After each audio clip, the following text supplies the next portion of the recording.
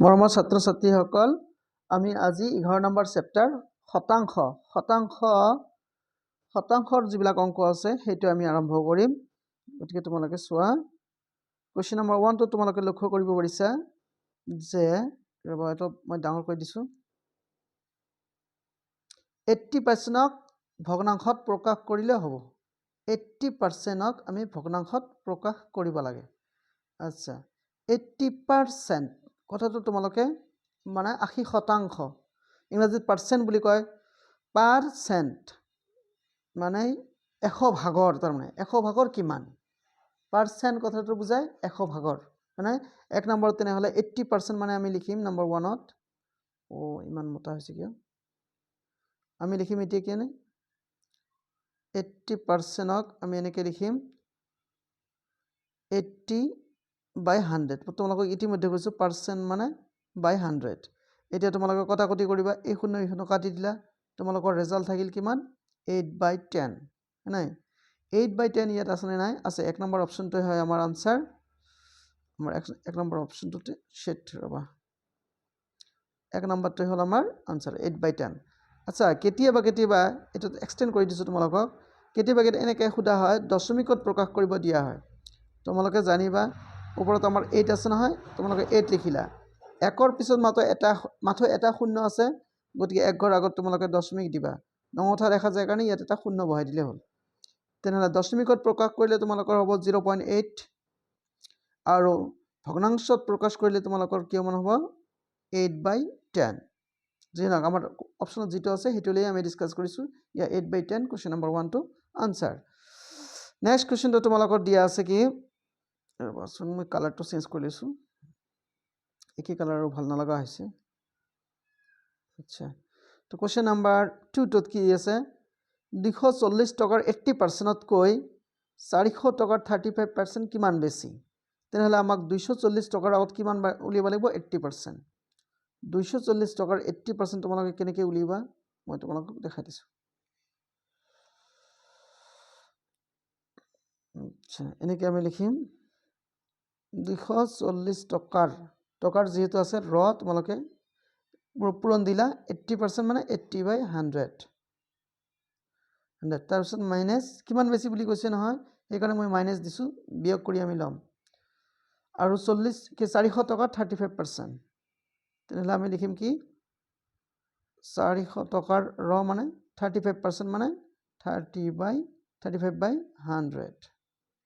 এতিয়া আমি ক্যালকুলেশন কৰিম কেনেকা ক্যালকুলেশন কৰিম ইফালে তোমালোকে লক্ষ্য কৰা এই শূন্য আমি কাটি দিলো এই শূন্য আমি কাটি দিলো আৰু ওপৰত থাকিল আমাৰ মাথৰ কি থাকিল ওপৰত থাকিল সমান সমান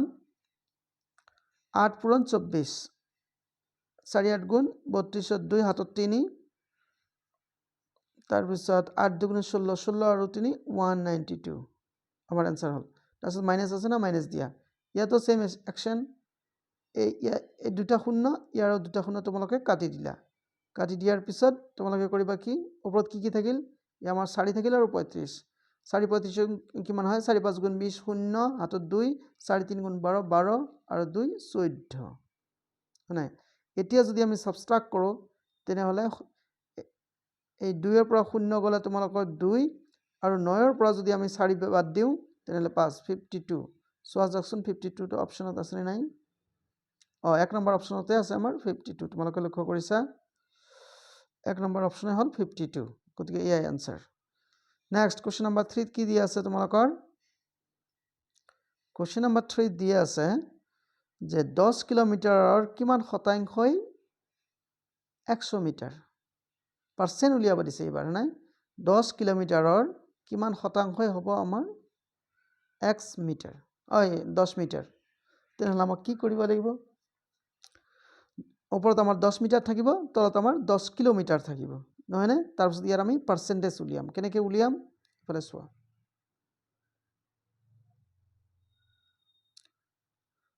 ওপৰত আমাৰ 10 মিটাৰ থাকিল তলত 10 কিলোমিটাৰ ইনটু 100% লিখিলা তোমালোকে শতাংশ যেহেতু কৈছে আচ্ছা এতিয়া ইয়াক আমি ক্যালকুলেশন কৰিম কেনেকৈ কৰিম তোমালোকে হয়তো লক্ষ্য কৰিছা যে ওপৰত মিটাৰ আছে তলত কিলোমিটাৰ আছে গতিকে আমি মিটাৰটো মিটাই থাকিবলৈ দিছোঁ কিন্তু কিলোমিটাৰটোক আমি 1000 দি পূৰণ কৰিছোঁ 1000 এতিয়া হৈ গ'ল ইয়াত মিটাৰ ওপৰতো মিটাৰ হ'ল আমাৰ তলতো মিটাৰ হ'ল তেনে কি কৰিম আমি এবাৰ মিটাৰ মিটাৰ কাটি দিম কাটি দিয়াৰ পিছত ওপৰত ৰবা ইয়াত আকৌ ইনটু 100% আছে নহয় বাট 100% থৈ দিছোঁ এতিয়া আমি কৰিম কি ইয়াৰ দুটা শূন্য কাটি দিছোঁ নাই তদুপৰি আৰু কি কাটি দিছোঁ ইয়াৰ এই শূন্যটো আৰু ইয়াৰ এটা শূন্য কিন্তু দেই ইয়াৰ এই শূন্য কাটি দিছোঁ তেনে লাষ্টলৈকে আমালোকৰ কি থাকিল লাষ্টলৈকে আমালোকৰ থাকিল ওপৰত থাকিল 1 তলত থাকিল 10% নাই তেনেহ'লে 1/10% তেনেহ'লে তোমালোকে লিখিবা কি বিন্দাস 1 টো লিখিলা যেটো 10ত আমাৰ এটা শূন্য থাকে এক ঘৰ আগত তোমালোকে দশমিক দিলা নাই নটা দেখা যায় শূন্য লগাই দিলা আৰু তাৰ পিছত লাষ্টত তোমালোকে পাৰ্চেন্ট দিলা তেনেহ'লে কিমান হ'ল আমাৰ আনসাৰ 0.1% 0.1% ইয়াত আছে নাই অপশনটো আচ্ছা এক নম্বৰ অপশনটো হয় আমাৰ আনসাৰ 0.1% আচ্ছা এতিয়া কৈছে তোমালোকক 0.075 শতাংশত প্ৰকাশ কৰিলে এই একেই মডেল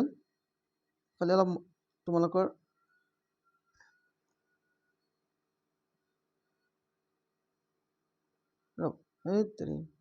ৰবা মই অলপ ডিলিট কৰি লৈছোঁ এইখিনি ডিলিট কৰিলেহে তোমালোকৰ লিখা মিলাটো ভাল হ'ব ওকে কিমান দিছে তোমালোকৰ 0.075 ইয়াক আমাৰ শতাংশত প্ৰকাশ কৰিব লাগে কিমান পাৰ্চেন্ট হয় এইটো হয়নে তেনেহ'লে ইকুৱেল টু তোমালোকে লিখিবা 0.075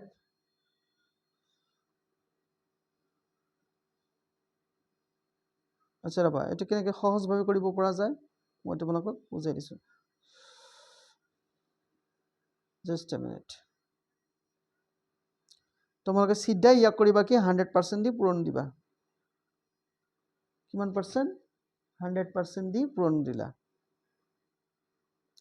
পূৰণ 100% শতাংশত যেহেতু আমাক উলিয়াব দিছে গতিকে ইকুৱেল টু এতিয়া তোমালোকে লক্ষ্য কৰিছা একৰ পিছত ইয়াত দুটা শূন্য আছে তেনেহ'লে দশমিকটো আমাৰ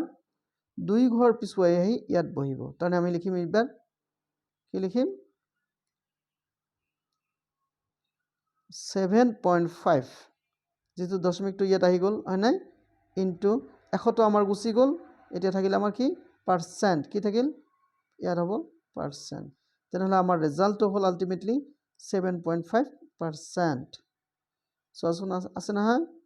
নিশ্চয় আছে কোনটো হয় 7.5% নেক্সট কোৱেশ্চনটো তোমালোকক দিয়া আছে x ৰ 5% প্লাস ৰবা মই এইটোৰ কথা কৈছো একচুয়ালি এই কোৱেশ্চনটো যদি x ৰ 5% যোগ 75 ৰ 16% 16 হয় তেন্তে x ৰ মান উলিয়াব লাগে এটা একেবাৰে সহজ অংক তোমালোকে লক্ষ্য কৰিবা মই কৈ দিছো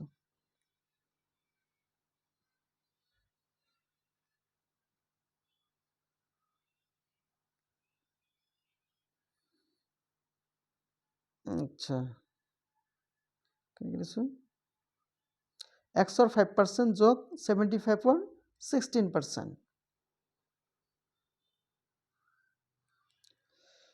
x ৰ 5% প্লাস 75 ৰ 16% সমান সমান 16 হলে x ৰ মান আমাক উলিয়াব লাগে এটা আমি কেনেকৈ সলভ কৰিম ভালে লক্ষ্য কৰা x ৰ মানে পূৰণ দিবা 5% মানে আগতে কৈ দিছো তোমালোকৰ 5/100 লিখিলা প্লাস ইয়াত 75 থাকিল মানে পূৰণ 16% মানে 16/100 ইকুৱেল টু আমাৰ কিমান হ'ল 16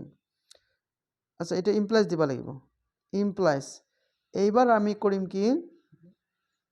কাটাকাটি কৰিলেও হ'ব নকৰিলেও হ'ব আমি কাটাকাটি নকৰোঁ কিয় নকৰিম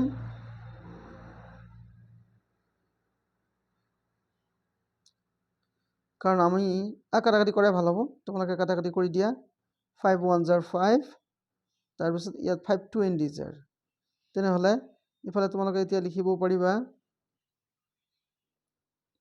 এইটোৰ কাৰণে লিখিব পাৰা x into 1 তেনেহ'লে কিমান হ'ব আমাৰ ওপৰত x আৰু তলত আমাৰ 20 আছে নহয় 20 তোমালোকে থৈ দিলা প্লাছ এইটোকে তোমালোকে কাটাকাটি কৰিলে কেনেকা হ'ব দেখা দিছোঁ 25 দি কাটিম আমি কিন্তু 25 3 গুণ 75 এইবিলাক মুখস্থ ৰাখিবা আৰু 25 4 গুণ 100 এতিয়া 4 দি আমি ইয়াক কাটিম 4 4 গুণ 16 তেনেহ'লে ওপৰত আমাৰ থাকিল কি 3 থাকিল আৰু 4 থাকিল পূৰণ হয় তেনেহ'লে আমি লিখিম 3 4 গুণ 12 ইয়াত 12 লিখিলোঁ আৰু ইফালে লিখিলোঁ 16 নেক্সট লাইন ৰ'বা ইয়াত জেংগা বেংগা হৈ আছে এইখিনি মই মুচি দিছোঁ ৰ'বা নেক্সট লাইনত তোমালোকৰ আছে নেক্সট লাইনত আছে তোমালোকৰ x/20 আছে সমান সমান দিম ইফালে আমাৰ ইতিমধ্যে 16 আছে 16 ইফালে 12 যদি প্লাস 12 আছে নহয় ইফালে লৈ গ'লে আমাৰ -12 হ'ব আচ্ছা এতিয়া 16 ৰ পৰা যদি 12 আমি বাদ দিওঁ তেনে আমাৰ থাকিব 4 নেক্সট লাইন তোমালোকে লক্ষ্য কৰিবা x তো ইয়াত আছে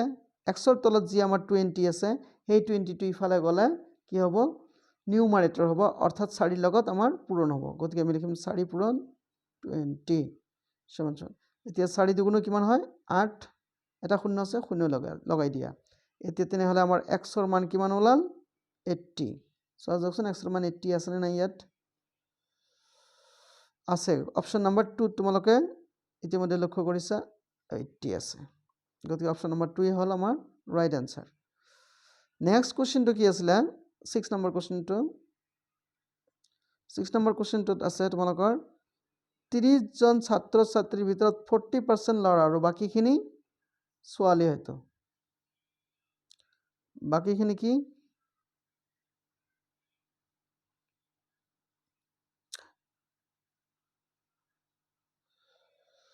বাকিখিনি হ'ল আমাৰ ছোৱালী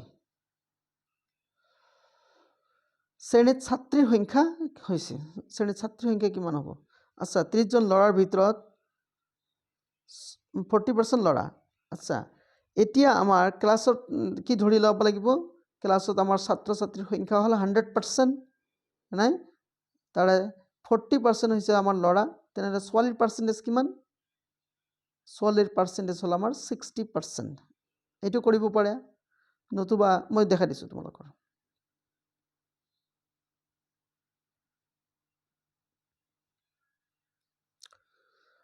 আচ্ছা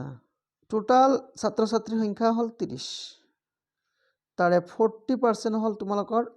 বয়েজ তেনেহ'লে গাৰ্লছ কিমান হ'ব 60% কাৰণ টোটাল আমাৰ ষ্টুডেণ্টৰ সংখ্যা হ'ব 100%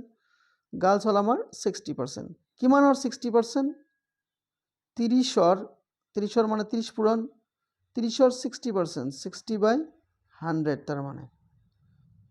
oh my god what's wrong আচ্ছা এইবাৰ আমি কৰিম কি ইয়াক ক্যালকুলেশন কৰিম ওপৰৰ শূন্য তলৰ শূন্য কাট ওপৰৰ শূন্য তলৰ শূন্য কাটিলে 3 6 গুণ 18 তেনেহ'লে 18 জনী আমাৰ ছোৱালী হ'ব নতুবা তোমালোকে এনেদৰে কৰিব পাৰা কেনেকৈ দেখা দিছো যে 30 জনৰ আমাৰ 40% মানে 40/100 জন হ'ল ল'ৰা বয় নাই এতিয়া কাটাকাটি কৰাচোন তোমালোকে কাটাকাটি কৰিলে হ'ব এনেকা এই শূন্য কাটিলা এই শূন্য কাটিলে সমান সমান কিমান হ'ব 3 4 গুণ 12 নাই 12 জন হৈছে আমাৰ বয়েজ তেনেহ'লে গাৰ্লছ কিমান হ'ব তেনেহ'লে 30ৰ পৰা যদি আমি 12 বিয়োগ কৰোঁ তেনেহ'লে হ'ব আমাৰ 18 এই 18 জনী গাৰ্লছ আচ্ছা দুটা ক্ষেত্ৰতে আমাৰ আনসাৰ সেম ওলাইছে নহয় ওলাইছে ইয়াতো 18 ইয়াতো 18 তেনেহ'লে অপচনত আছে নাই চোৱা যাওক নিশ্চয় আছে অপচন নাম্বাৰ 3 এই 3টো হ'ল তোমালোকৰ ৰাইট আনসাৰ গতিকে এই দুই ধৰণে তোমালোকে কৰিব পাৰিবা অংকটো এতিয়া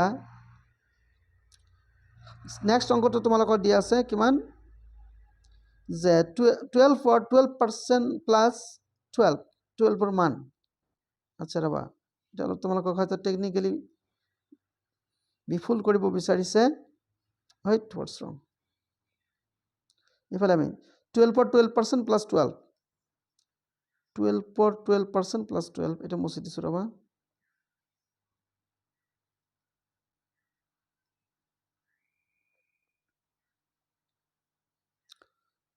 12% আৰু প্লাছ কিমান দিছিলে 12% লগতে দিছে তোমালোকৰ প্লাছ 12 ওকে প্লাছ 12 ইয়াক আমি সলভ কৰি উলিয়াম কেনেকৈ 12ৰ ৰ মানে তোমালোকে গম পোৱা পূৰণ 12% মানে 12/100 নাই প্লাছ 12 আছে ইয়াত তেনেহ'লে কিমান হ'ব আচ্ছা দশমিকত আছে নেকি আনসাৰখিনি যি মডেলত থাকে আমাক সেই মডেলতে কৰিব লাগিব দশমিকত আছে গতিকে আমি দশমিকতে উলিয়াই ল'ম এইফালে তোমালোকে লক্ষ্য কৰিছা এটা বস্তু যে এই 12 গুণ এটা তোমালোকে মুখস্থ কৰিবা 12 গুণ 144 তলত আছে আমাৰ 100 প্লাছ 12 নাই এইবাৰ আমি ইয়াক কৰিম কি দশমিকত লৈ কনভাৰ্ট কৰিম তোমালৈ ইফালে চোৱা আমাৰ 100ৰ পিছত দুটা শূন্য গতিকে আমাৰ যি 144 আছে বিন্দাস লিখিলা 1ৰ পিছত যেহেতু দুটা শূন্য আছে গতিকে আমি দশমিকটো 2 ঘৰ আগত বহাই দিম আৰু ইফালে 12 হয়নে আৰু বহুতে ষ্টুডেণ্টে এনেকা ক্ষেত্ৰত যদি প্লাছ মাইনাছ কি দৰে কৰিব লাগে পাহৰি যায় ইয়াত 12টো কিন্তু আমাৰ স্বাভাৱিক সংখ্যা আৰু এটা হৈছে ভগ্নাংশ গতিকে এইটো দুটা যোগৰ ক্ষেত্ৰত আমি সাৱধান হ'ব লাগিব 12ৰ জায়গাত আমি 12.00 লিখিব পাৰোঁ আৰু 1.44 তোমালোকে এনেকৈ লিখিবা এইবাৰ তোমালোকে প্লাছ কৰিবা 4413 ডেচিমেল 13.44 চোৱা যাওকচোন এনেকৈ অপশ্যন আছে নাই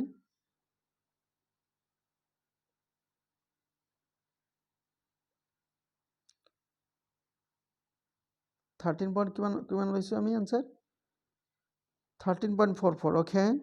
গতিকে 13.44 তোমালোকে ইয়াত নিশ্চয় পাইছা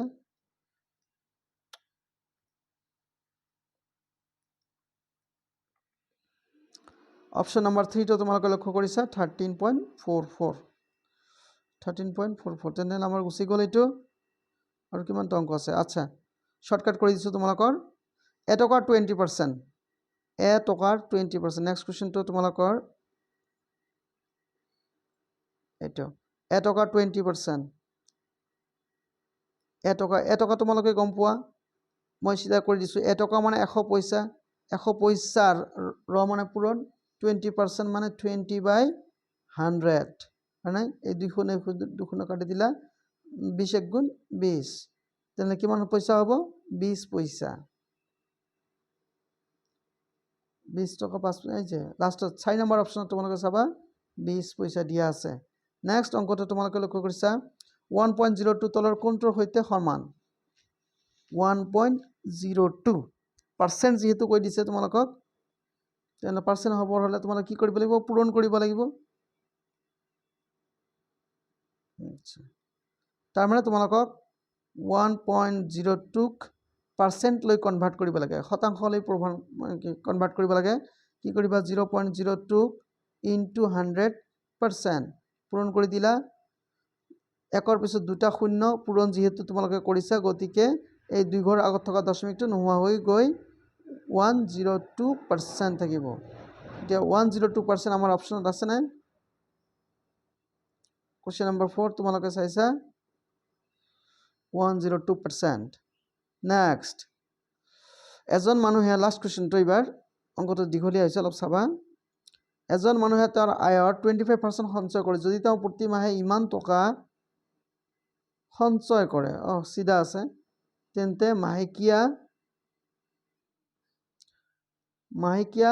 আয় হ'ব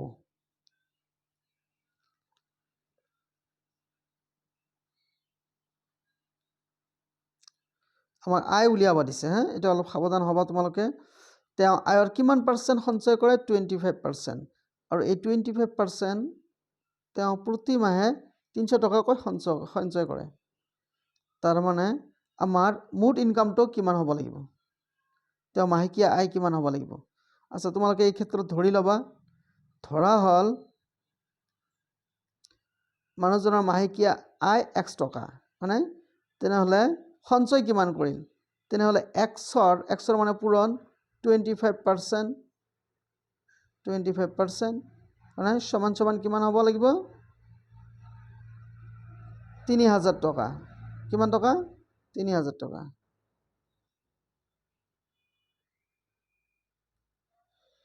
মই হয়তো বুজাব পাৰিছোনে নাই? আমি কৰিছোঁ কি, তোমালোকৰ ধৰি লৈছোঁ যে তেওঁৰ মাহেকীয়া ইনকাম x টকা। এই মাহেকীয়া ইনকামৰ 25% মানে 25/100 সঞ্চয় কৰে, আৰু সেই সঞ্চয়খিনি হৈছে আমালোকৰ 300 টকা। গতিকে সেইকাৰণে আমি এনেকৈ লিখিছোঁ যে x × 25/100 =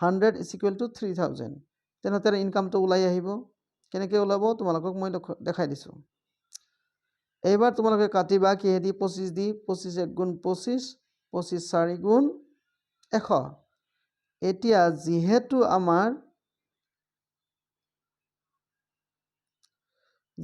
আমাৰ কি আছে, xৰ তলত 4 আছে, এই 4টো আছে, গতিকে ইফালে যাব, ইফালে যোৱাৰ লগে লগে কি হ'ব? পূৰণ হৈ যাব। তেনেহ'লে এতিয়া আমি কেনেকৈ লিখিম? আমি এইদৰে লিখিম x =